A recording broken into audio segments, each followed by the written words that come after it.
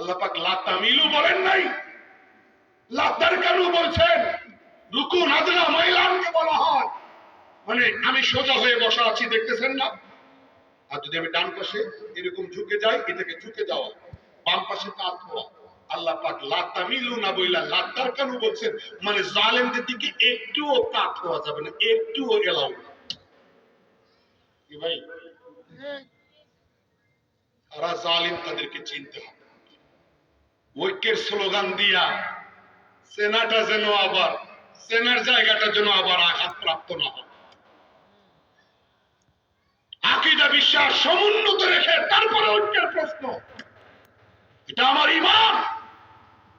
সাহাবায়ে কেরামের যে চারিত্রিক বৈশিষ্ট্য, তাদের যে ঈমানী রং, এই রং ধারণ করতে হবে। ওয়ালাউ কানু আবাআহুম আও আবনাআহুম আও ইখওয়ানাহুম আও আশীরাতাহুম। আল্লাহ আল্লাহ রাসূলের দুশমনদের সাথে কোনো কম্প্রোমাইজ নাই। কি বলেন, কোনো কম্প্রোমাইজ নাই? জোরে বলেন, কোনো কম্প্রোমাইজ নাই। সিদ্দিক আকবর রাদিয়াল্লাহু আনহুর সন্তান আব্দুর রহমান ইবনে আওফ, বদরে তিনি অপোজিশনে, অর্থাৎ কাফেরদের মেরুতে। বদরের পরে তিনি মুসলিম।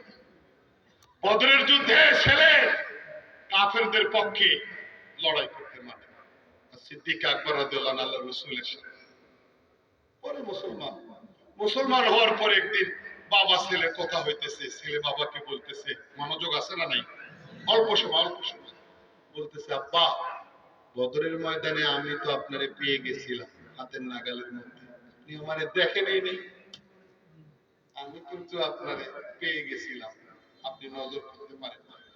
আমি ইচ্ছা করলে তরবারির মুখ দিয়ে আপনার এই মস্তক শরীর থেকে আলাদা করে ফেলতে পারি।